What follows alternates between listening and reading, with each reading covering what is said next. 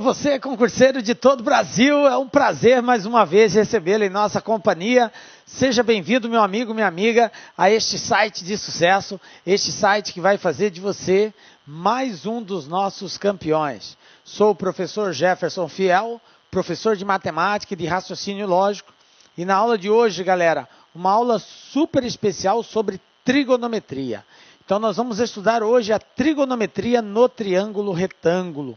São relações, são razões trigonométricas de seno, cosseno e tangente, cobradas por algumas bancas em determinados concursos. Então, para você que vai fazer aí o concurso, que tem lá no edital, na sua ementa, a palavra trigonometria, esta aula é para você. Beleza, galera? Vem comigo para nós darmos o pontapé inicial aí no estudo da trigonometria, galera. Relações trigonométricas no triângulo retângulo. É o que nós vamos ver na aula de hoje. Nós vamos estudar a trigonometria no triângulo retângulo, dando ênfase a 3 razões trigonométricas: seno, cosseno e tangente, que são as razões trigonométricas básicas. Depois tem aquelas que derivam do seno, do cosseno e da tangente, que é a secante, a cossecante e o cotangente. Não é o alvo do nosso estudo nessa aula. Nós vamos falar hoje sobre as relações básicas, que é o seno, cosseno e tangente, que são as mais cobradas aí nos concursos públicos, beleza? Além dessas razões trigonométricas, nós vamos aí resolver alguns probleminhas envolvendo conhecimento nesta área. Beleza? Então vamos lá. Iniciando primeiramente falando do triângulo retângulo. Galera, o nosso estudo é trigonometria, tá? Essa palavra estuda as relações que existem entre as medidas dos lados e do ângulo de um triângulo retângulo, ok? As razões trigonométricas são razões entre lado e ângulo de um triângulo retângulo, beleza? Bom, mas e o triângulo retângulo? O que é um triângulo retângulo? Bom, o triângulo retângulo é todo ângulo todo triângulo que apresenta um ângulo de 90 graus. Por isso que ele é chamado de triângulo retângulo. Então, num triângulo, a gente sabe que a soma dos ângulos internos é igual a 180 graus. Então, quando um desses 3 ângulos é igual a 90 graus, o triângulo recebe o nome de triângulo retângulo. Então, simbolicamente, representando o triângulo, seria isso daqui. Então, é uma figura que contém 3 lados. Esses lados possuem 3 ângulos, correto? E eu tenho aqui um ângulo de 90 graus. O ângulo de 90 graus, nós representamos ele através desse símbolo. Não é usual escrevermos 90 graus, nós representamos através de um símbolo, beleza? Então, num triângulo retângulo, cada um desses lados tem um nome especial. Então, nós chamamos de catetos os lados que formam o ângulo reto. Então, eu tenho 2 lados que formam o ângulo de 90 graus.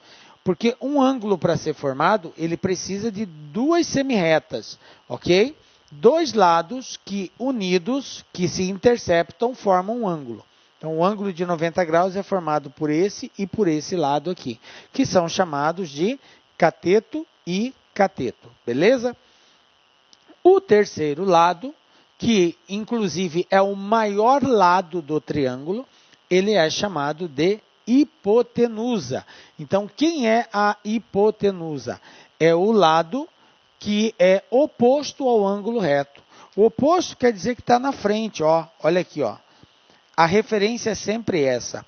Professor, sempre a hipotenusa vai estar na frente do ângulo reto? Isso mesmo, galera. Se você tiver com dúvida com relação a qual dos lados é a hipotenusa, basta você identificar o ângulo de 90 graus, o lado que está na frente dele será sempre a hipotenusa. Beleza? Então, está aqui. Agora, nós já conhecemos o triângulo retângulo. Eu sei que ele tem 2 lados que são chamados de cateto e um lado que é chamado de hipotenusa. Beleza. Bom, com relação ao triângulo retângulo, nós precisamos saber outras questões. Nós já vimos que eu tenho 2 catetos e uma hipotenusa. Esses catetos, eles recebem nomes especiais quando comparados com um determinado ângulo. Então, veja bem, eu vou chamar esse ângulo aqui de ângulo alfa. E vou chamar este ângulo aqui de ângulo beta. Beleza? Então, eu tenho um ângulo alfa, um ângulo beta e eu tenho aqui o ângulo de 90 graus. O que eu preciso saber de um triângulo retângulo? Eu preciso saber que se a soma dos ângulos internos é igual a 90 graus, então o valor de alfa mais o valor de beta é igual a 90 graus. Por que 90, professor? Porque a soma tem que dar 180. E eu já tenho 90. Então, para 180, faltam 90. Beleza?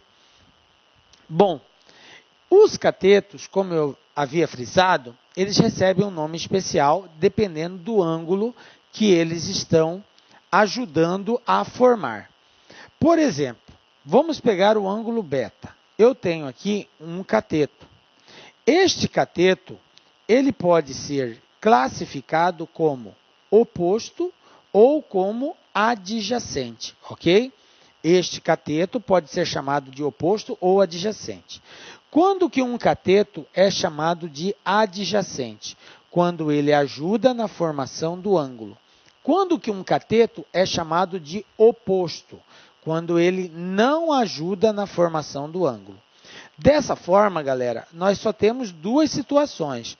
Ou o cateto é oposto ou o cateto é adjacente. Ou ele ajuda na formação, portanto adjacente, ou ele não ajuda na formação, portanto oposto. Professor, como assim ajudar na formação? Por exemplo, esse ângulo beta, para ser formado, depende de 2 lados do triângulo. Depende desse lado aqui e depende desse outro lado, que é a hipotenusa, correto? Depende de 2 lados. Eu dependo desse lado e desse outro lado. Tranquilo? Então, quem forma o ângulo beta? Um lado é a hipotenusa, o outro lado é esse cateto aqui de baixo. Então, eu digo que este cateto aqui de baixo, ele é adjacente ao cateto beta. Ok? Ele é adjacente. Eu vou dar um nome para esse cateto. Eu vou chamar a hipotenusa de A, vou chamar aqui de B e vou chamar aqui de C. Então, o meu A é a hipotenusa. Isso aqui não muda. Esse não muda, beleza? O A é a hipotenusa. Então, eu digo que B, ele vai ser um cateto adjacente de beta, ok? Ele é um cateto adjacente em relação a beta. E C em relação a beta é o que, professor? O C vai ser um cateto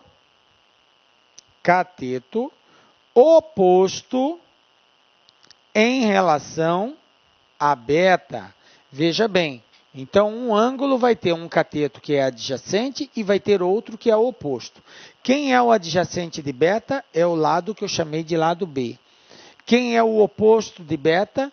É o lado que eu chamei de C. Por quê? O ângulo C não ajuda na formação do ângulo beta. Quem ajuda é só o lado B. Entendem isso?